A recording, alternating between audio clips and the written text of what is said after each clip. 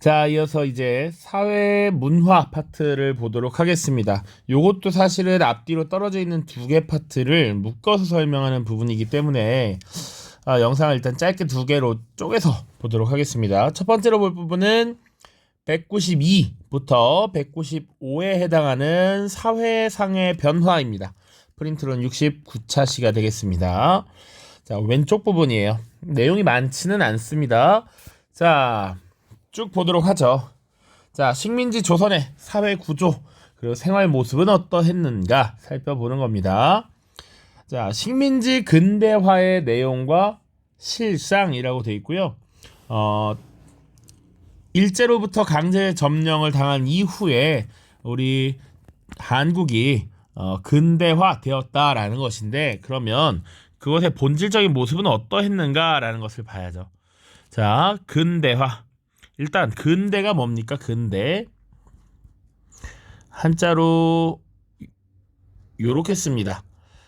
가까운 시대라는 의미예요. 한자로 가깝다라는 거예요. 근거리, 원거리 이렇게 얘기하죠. 가까운 시대야. 어디와 가깝느냐? 우리가 살고 있는 시대를 현대라고 표현하죠.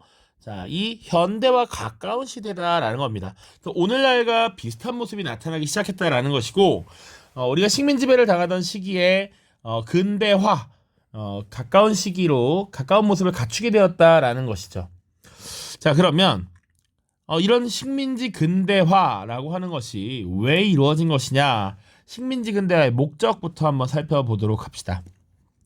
자, 일제가 식민 통치의 효율성을 높이기 위해서 발전된 문물들과 제도 이런 것들을 도입했던 것이죠.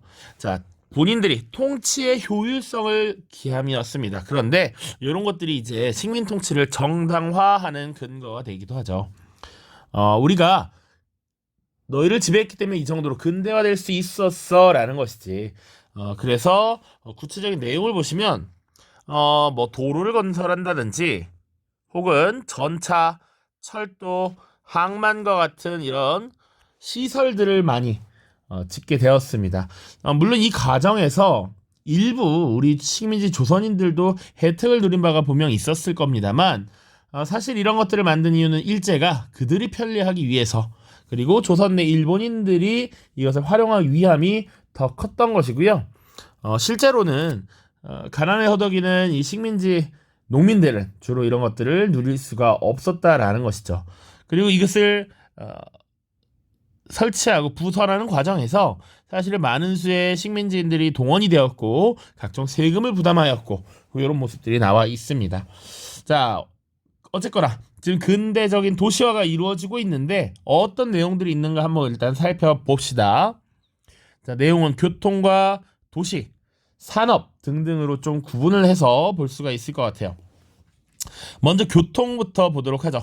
X자형 간선 철도망이 건설되었다라고 되어 있고요. 그래서 이 시기에 지어진 철도망이 호남선, 경원선, 함경선이 있습니다. 자, 잠깐 지도를 그래서 그려서 보면 우리가 일제강점기 이전에 이미 철도가 만들어졌습니다. 자, 이렇게 있었고, 자, 서울이 있고, 좀 확대해서 보면 이 서울과 인천을 연결하는 철도가 가장 먼저 만들어졌었죠. 경인선이었습니다. 그 다음에 만들어진 것이 경부선이었습니다. 경부선. 또 그 다음에 만들어진 철도가 바로 경의선이었죠. 지금 이렇게 중국 쪽으로 향하는 철도였습니다. 일제강점기 이전에 만들어졌던 것이 경인, 경부, 경의선이었습니다.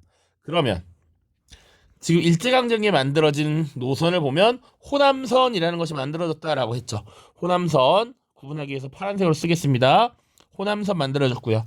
경원선이 만들어졌고요. 이것이 북쪽으로 이어지는 함경선까지 이렇게 만들어졌습니다. 그래서 지금 X자 형태의 노선이 완성이 되었죠. 이것이 일제강점기 때 완성이 된 것이다. 이렇게 보시면 되고요. 이런 것들을 그러면 왜 만들었느냐? 일제가 대륙을 침략하기에 훨씬 수월함을 가지기 위해서 라고 볼 수 있습니다. 이렇게 연해주로 이어지고요. 나중에 이게 시베리아 철도로 연결이 되죠. 여기도 중국으로 이어지고요. 다시 이렇게 합쳐져서 시베리아 철도로 이어집니다. 그러니까 대륙의 진출에 훨씬 수월한 점이 있었고, 그리고 수탈에도 활용되었습니다. 그러니까 지금 이 부분에 지어진 호남선의 경우에 이 지역은 곡창지대였다라는 거지. 그러니까 이 지역의 곡식들을 빠르게 이송하고자 함이었다라고 보시면 되겠습니다. 자, 그래서 대륙 침탈 및 수탈에 활용이 되었다. 이 정도 보시면 되고요. 또 교통의 영향 가운데 우리 계속 얘기했던 근대적 시간관념이라고 하는 것도 같이 기억을 해두면 좋겠다. 됐죠? 자, 그 다음 도시 보겠습니다. 도시는 인구가 집중되어서 대규모의 상권을 형성한 인구가 밀집된 곳을 도시라고 표현을 하죠. 자, 그래서 이러한 도시는 어디서 주로 만들어졌느냐? 보통은 개항장 그리고 기차역 부근에 많이 만들어졌습니다. 여기는 당연히 이 무역을 통해서 신문물이 들어오고 다양한 인구들이 집적하게 되는 장소가 되겠고요. 기차역도 교통 요지에 사람들이 몰리기 때문에 신흥 도시들이 많이 등장합니다. 그래서 신흥 도시 그리고 공업 도시가 성장했다. 자, 대표적인 도시가 어디 있느냐? 철도와 관련해서 원래 큰 밭이라는 의미였던 이 대전이라고 하는 도시가 엄청나게 성장을 했습니다. 그러니까 원래 전통적인 우리가 보행길을 통해서 부산 지역을 갈 때는 서울에서 이렇게 내려가서 천안 지역에서 이렇게 중령을 넘어서 경상도 지역으로 내려갔습니다만, 철도가 만들어지면서 이 호남선과 경부선이 나뉘는 이 지역이 대전입니다. 그래서 이 대전이라고 하는 지역이 일제강점기에 큰 도시로 성장을 했다라고 보시면 돼. 그리고 또 신의주라고 하는 지역도 신도시로 성장을 하게 됩니다. 또 공업도시로는 대표적으로 함흥과 같은 도시를 들 수 있습니다. 여기 우리 1930년대 식민지 공업화 당시에 질소비료 공장 이런 것들로 만들어진 게 함흥이거든요. 또 그리고 성장한 도시가 뭐가 있느냐? 이 지역에 항만 도시들이 많이 성장합니다. 곡창지대에서 생산된 곡식들을 일본으로 수월하게 가져가기 위한 요 지역들, 바로 뭐 군산이라든지 목포 같은 곳이 있습니다. 이 지역에 가면 흔히 적산가옥이라고 해서 일제강점기 때 지어진 이런 집들이 남아있고요. 근대 문화거리 이런 것들이 조성되어 있기도 합니다. 당연히 인천 같은 도시도 전형적인 이 식민지 근대화 이후에 발전된 도시라고 볼 수가 있죠. 개항장입니다. 자, 그리고 좀 구체적으로 보면 도시 내에는 이제 식민지 조선인들이 거주하는 지역과 일본인들이 거주하는 지역으로 구분이 되어 있었습니다. 보통 그런 경우가 많았고, 예를 들어서 서울 같은 경우에 북촌과 남촌 이렇게 보통 구성이 되죠. 요즘 북촌 한옥마을이라고 해서 한인들이 주로 거주하는 것이었고요. 한국인, 그리고 남촌, 지금의 뭐 충무로 일대, 여기는 일본인들이 주로 거주하는 지역이었습니다. 그래서 청계천을 기준으로 해서 그 북쪽에 보통 한국인이, 남쪽에 일본인이 거주하고 있었고, 이 남촌이 현재 충무로라고 하는 지역인데, 이 지역에 가면 원래 은행, 백화점 이런 뭐랄까요, 좀 사회 부유층들이 소비하는 것들이 많은 기관들이 이 지역에 밀집되어 있었다라는 정도 보시면 되겠습니다. 그리고 또 보시면 몰락한 농민들이 도시 외곽 지역에 빈민촌을 형성하고 지냈는데, 그런 빈민촌을 토막촌이라고도 했습니다. 그래서 토막촌에 사는 사람들 토막민 이렇게까지 표현을 하니까 한번 머릿속에 지금 넣어놓고 가면 되겠습니다. 자, 그럼 산업 보죠. 산업. 자, 1920년대 이후에 일제가 식민지 공업화를 추진하면서 점차 식민지 조선도 공업지대로 변모하게 됩니다. 1920년대 경공업을 중심으로 공업화가 추진되었다. 자, 그 전까지 봐봐. 그 전에 1910년대까지만 하더라도 산업을 주로 통제했었습니다. 회사령이라고 하는 법을 만들어서 회사를 쉽게 만들지 못하게 했어. 심지어 일본 자본도 식민지 조선의 마구잡이로 회사를 만드는 것을 막았었습니다. 그러다가 20년대 이후에 공장이 들어서기 시작했고, 그래서 우리나라에는 뭐 메리아스 공장, 고무신 공장 이런 것들 만들어졌다 얘기했죠. 그러다가 30년대가 되면 중화학공업 중심으로 바뀝니다. 1930년대 왜? 일본이 전쟁을 적극적으로 추진하게 되죠. 세계 대공황을 타개하기 위해서 1931년에 만주사변, 1937년에 중일전쟁 같은 전쟁을 벌이게 되면서 일종의 병참기지화로 식민지 조선을 삼았기 때문에 이런 것들이 변화가 일어났다. 그럼 이 시기 우리 한국인 노동자들의 삶은 어땠는가? 저임금, 장시간 노동에 시달렸고요. 여성, 미소년 노동자의 노동 환경이 굉장히 열악했다. 그래서 이런 것들에 대비해서 여성 운동도 나왔고요. 노동 운동도 나왔죠. 그리고 아동 소년 운동 같은 것도 있었죠. 이런 것들이 쭉 벌어지게 되었다. 자, 그러면 이런 식민지 근대화라고 하는 것, 교통, 도시, 산업 다양한 분야에서 어쨌거나 식민지 조선의 발전을 유도했다라고도 볼 수 있는데 이것의 한계는 무엇이냐? 이 근대화의 근본적인 목적부터가 문제죠. 일본인과 일부 부를 축적한 한국인들만 혜택을 받을 수 있었다라는 것이고, 그리고 이런 근대화 과정에서 각종 세금 부과를 통해 한국인들의 삶이 오히려 어려웠다라는 것이지. 그런 문제가 있었다 정도 보시면 되겠습니다. 자, 그 다음 두 번째로 농촌의 개편과 농민의 삶이야. 분명 1920년대부터 공업화가 조금씩 진행됐다라고 했습니다. 그러면 농촌은 어떻게 변했는가? 자, 첫 번째는 농촌의 개편이라고 돼 있죠. 일본인 지주의 대토지 소유가 늘어났다라고 돼 있습니다. 요것은 우리 1910년대 이루어졌던 토지조사 사업과 관련이 있죠. 자, 이때 국가가 소유한 황실 소유의 토지나 미신고 토지가 총독부 소유로 귀속이 되고, 그리고 이것이 동양척식주식회사로 넘어가면서 일본인들이 한국에 와서 많이 거주하게 되었죠. 일본의 식량 공급지화됐다. 이거는 어떤 산업과 관련이 있다? 1920년대 이후 산미 증식계획과 또 관련이 있는 것이죠. 일본에서 부족했던 쌀을 한국에서 생산을 늘려서 가져갔다라는 것이지. 그럼 이런 상황 속에서 농민들의 삶은 어떠했는가? 바로 일단 소작농이 크게 증가했다. 자기 땅을 잃는 사람들이 많았다라는 것이고요. 농사지을 땅이 없어지면 화전민으로 전락하거나 도시의 빈민으로 전락하면서 아까 얘기했던 뭐 토막촌 이런 곳에 거주하는 이런 모습들이 나타납니다. 자, 이러한 농민들의 삶을 개선하기 위해서 일제가 농촌진흥운동이라고 하는 것을 시행합니다.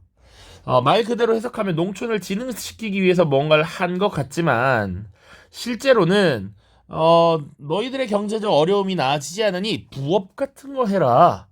그리고 너네들이 지금 열심히 하지 않기 때문이다. 더 일해라. 이런 마인드적인 그런 정신교육과 같은 것들이 주가 되었습니다. 그래서 194쪽 날개에 또 자세하게 설명이 돼 있으니까 한번 읽어보죠. 보통 사회 교화적인 성격을 가진 운동이었고 근본적으로 경제적 어려움을 해소할 수 있는 방안을 주었던 것은 아니다 라는 것을 기억을 하시면 되겠습니다. 또 당시 소작농들이 불만이 굉장히 축적되자 조선농지령이라고 하는 법을 만들기도 합니다. 조선농지령은 지주가 자기 멋대로 소작권을 다른 사람에게 넘기거나 하는 이런 형태를 막기 위한 조치였다라고 보시면 돼요. 조선 농지령. 그래서 이 소작권을 최소한 3년에서 7년 정도 좀 길게 가져가도록 하는 것이 주 핵심이었습니다.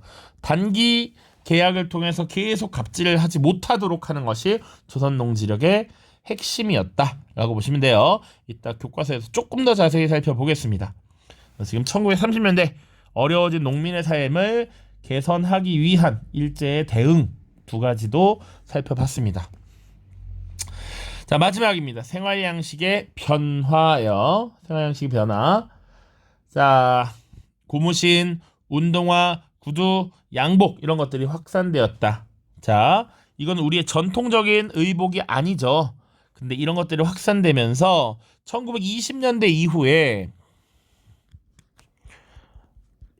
전통적인 이런 의복이 아닌 새로운 모습의 형태를 보이는 이런 사람들을 모던보이, 모던걸이라고 표현합니다. 보통 뭐 여자 같은 경우 단발머리를 하고 양복을 입고 정장 딱 빼입고 이런 다니는 사람들을 모던보이, 모던걸이라고 표현했다. 자, 그리고 의생활 중에 또 하나, 중일전쟁 이후에 이때는 모든 자원을 전쟁에 총동원하는 시기였죠. 그래서 통일성 있게 지금 국가에 충성하는 이런 모습을 보이기 위해서 국민복이라고 하는 복장을 입히고 공장에서 노동을 시켰고요. 주로 여성들은 몸빼라고 하는 것을 착용했습니다. 몸빼. 되게 활동이 편안한 옷이죠. 그래서 보통 남자는 국민복, 여성은 몸빼 이런 것들을 입도록 해서 어쨌거나 통제를 한 겁니다. 통일성 있는 이런 모습들을 보이기 위한 통제 장치였다. 기억해 두시고요. 식생활 보시면 커피, 빵, 맥주 같은 서양 식품, 우동과 어묵 등 일본 식품이 일반화되었다 정도 보시면 되고요. 주거 생활 보시면 도시를 중심으로 문화주택이라고 하는 것이 보급입니다. 이 문화주택이 뭐냐? 보통 우리나라 전통 가옥은 부엌이 집 밖에 있는 경우가 있죠. 집과 분리되어 있지. 우리가 거주하고 있는 방 밖으로 나가야 부엌이 있고 욕실이 있고 뭐 그런 것인데, 이 문화주택은 집 내부에 부엌이 존재하고요, 욕실이 존재하는 이런 형태를 문화주택이라고 합니다. 그리고 보통은 2층 집이 많았습니다. 그 정도 보시면 되겠네요. 자, 오른쪽 내용은 다음 영상에서 보고요. 교과서 보고 끝내도록 하겠습니다. 교과서는 193쪽이 되겠습니다. 자, 193쪽 사회 파트입니다. 지금 사회구조와 생활모습의 변화 살펴볼 거고요. 신여성이라고 하는 모습이 나타나 있습니다. 1920년대 근대교육을 받은 여성들을 신여성이라고 불렀어요. 그래서 우리가 그 전에 신여성 나혜석과 관련된 자료도 본 적이 있습니다. 자, 보시면 신여성은 개항 이후 근대교육을 받은 여성들로 20, 30년대 도시를 중심으로 형성된 소비문화를 수용한 주체 중 하나였다. 그래서 뾰족구두, 단발머리, 서양식 옷차림을 하고 쇼핑과 외식을 즐겼다. 그래서 이런 복장, 행태를 하고 다니는 여성들을 뭐라고 표현했다? 모던걸이라고 표현했죠. 모던걸. 모던걸. 남자는 모던보이가 되겠죠. 젊은 여성 남성들을 일컫던 말이었습니다. 자, 식민지 근대화의 실상 보시면, 일제는 식민 통치의 효율성을 높이기 위해서 한국의 근대 문물과 제도를 확산시켰다. 그 과정에서 일본인은 우월하고 한국인은 열등하다. 우리가 너희를 식민 지배한 것은 이런 발전된 것들을 너희에게 베풀기 위해서다. 뭐 이런 식의 인식이 드러났다라는 것이죠. 그래서 식민 통치를 정당화했어. 자, 우월한 민족이 열등한 민족을 지배하고 장악해야 된다. 요것을 사회진화론이라고 했었잖아요. 이게 제국주의의 근본적인 사상이었다라는 것이지. 자, 그래서 일제는 신장로를 내고 전차선로, 철도, 항만 등을 부산하는 등 근대 시설을 확대했고요. 그러나 일본인이 도시 경제권을 장악했고, 이 혜택은 일부 일본인들, 일부 한국인들만 누릴 수 있었다라는 것이죠. 그 과정에서 식민지 조선인들은 수탈을 당하고 더욱 힘든 삶을 살았다라는 것. 자, 교통의 발달 보시면 1928년 함경선이라고 하는 것을 개통하면서 X자형 간선 철도망을 완성했습니다. 아까 이야기했습니다. 지도를 그렸어요. 자, 철도 노선의 확대로 물론 만주와 중국 등지로 오가는 사람들도 많아졌고, 좀 더 근대적 시간관념이 생겼으며 이동 시간을 줄일 수 있었습니다. 하지만 대륙 침략 전쟁을 확대하는 군사적 수단이었고 한국의 물자를 수탈하는 데 활용됐다. 자, 이런 거 구분, 긍정적 측면, 부정적 측면, 이런 것들을 대비해서 보는 거 필요합니다. 자, 도시의 발달과 도시 빈민의 형성 보시면 경제구조 변화와 교통의 발달들로 도시 인구가 증가했고요. 특히 1910년대 이후 개항장이 도시로 성장했고 철도가 부설되면서 기차역이 세워진 대전, 신의주 같은 지역이 발달했습니다. 30년대 이후 식민지 공업화 정책이 추진되면서 함흥, 청진 등의 북부지방 공업도시가 성장했고요. 군산, 목포 등은 항만 도시로서 전통적으로 전라 지역에서 생산된 곡물들이 유출되는 루트로서도 활용이 되었습니다. 자, 그리고 대부분의 도시에서는 일본인 거주 지역과 한국인 거주 지역이 구분됐고요.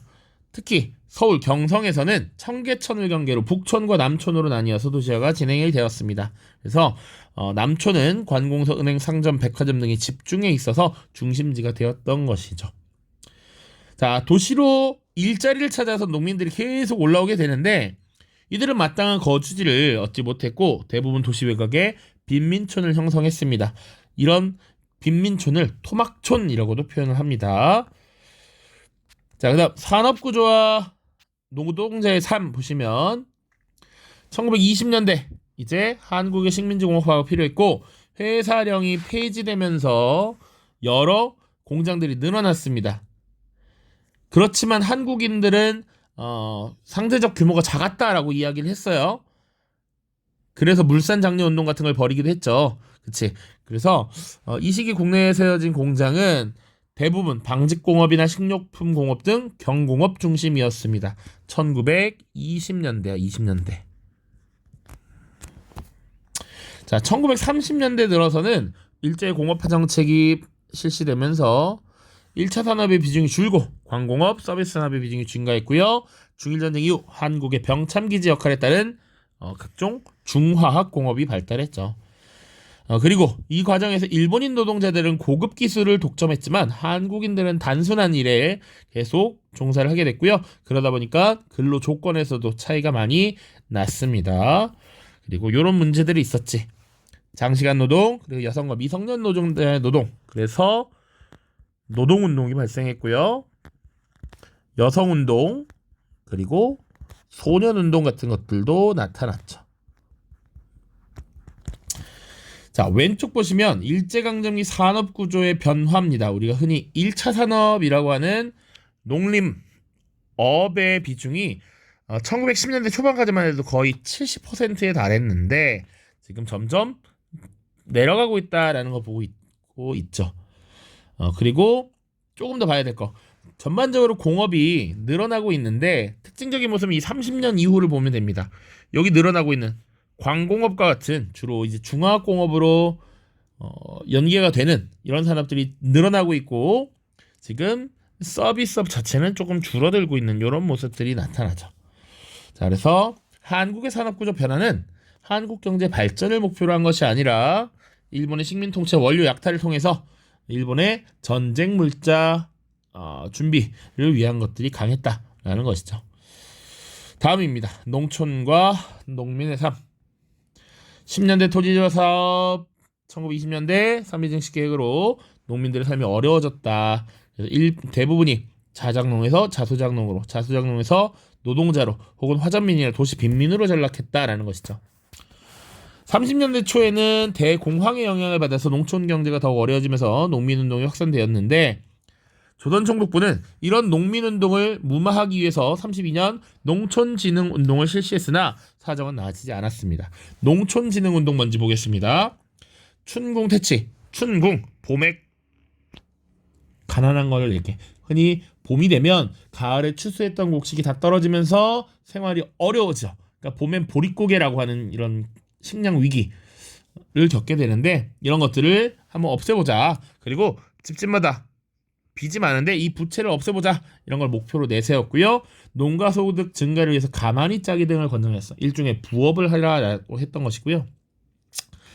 부업을 통해서 돈을 더 벌어라 라고 하고 너희들이 지금 게으르기 때문이야. 일 더해 열심히 해 라고 하지만 실질적인 도움이 될 만한 소작류의 인하, 자영농의 육성 같은 근본적 문제는 별로 다뤄지지 않았다라는 것이죠. 농촌진흥운동. 그러다가 더욱 심각성을 느낀 이 총독부는 1934년 조선농지령이라고 하는 것을 제정해서 안정시키려고 했습니다. 자, 실제 운영 과정에서는 소작농 관리자가 횡포를 부리는데 이걸 통제하지 않고 지주의 권리를 옹호하는 이런 문제가 있었는데 조선농지령이 뭐였느냐라는 거야. 자, 지주의 소작권, 자의적인 소작권 이동을 막고 작물에 따라 소작 기간을 3년에서 7년으로 하는 등의 내용을 포함했다. 그 소작농들이 일정 기간 농사를 하도록 안정적으로 기한을 보장하기 위한 조치였다라고 보시면 돼요. 그러나 이것은 지주제를 유지하면서 소작농들의 반발, 소작쟁의를 줄이고 소작지의 생산력을 높이도록 소작제도를 부분적으로 개량한 법이었다.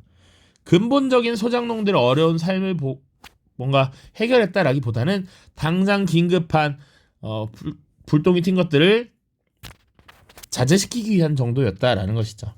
그 정도 보시면 됩니다. 농민의 삶이 굉장히 안 좋아졌고 이를 해결하기 위해서 일제가 농촌진흥운동 벌였고 조선 농지령 제정하였다. 그 정도로 알고 계시면 괜찮아요.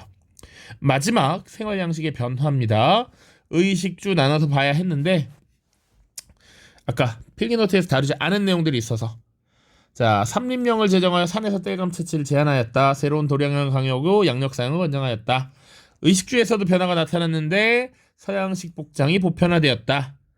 그리고 중일전쟁 이후에는 남성에게 국민복, 여성에게 몸빼라는 근로복을 입도록 강요하며 의복 생활을 통제했다. 식생활에서는 서양식품, 일본식 음식이 일반화되었다.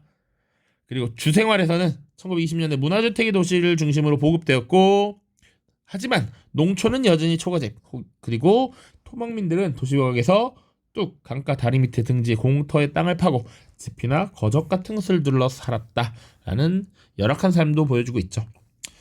생각을 키우자 보시면 단발머리를 한 여성들이라고 해서 1920년대 이런 평상시 모습들이 변화하고 있다라는 걸 보여주는 겁니다. 신여성과 구여성의 대비예요. 신여성 단발머리 하고 있고요. 까찡이 뾰족구두 신고 있죠. 이런 특징. 전통적인 여성 유교걸에서 이게 쓰개 치마라는 거죠. 얼굴을 덮어 쓰는 이런 치마를 덮어 쓰고 다니는 전통적인 구여성을 대비시키고 있습니다. 경성부의 토막민 문제 보시면 주로 강가나 다리 밑에 이렇게 집단을 겨우 덮어서 사는 이런 빈민들이 많았다라고 하는 것을 보여주고 있습니다. 자, 고생 많았고요. 영상은 여기서 마치도록 하겠습니다. 다음 영상에서는 다른 문화 파트, 예술, 문화예술의 발달 요거 살펴보면 거의 이제 일제강점기가 끝이 나게 됩니다. 자, 다음 영상에서 만나겠습니다. 안녕.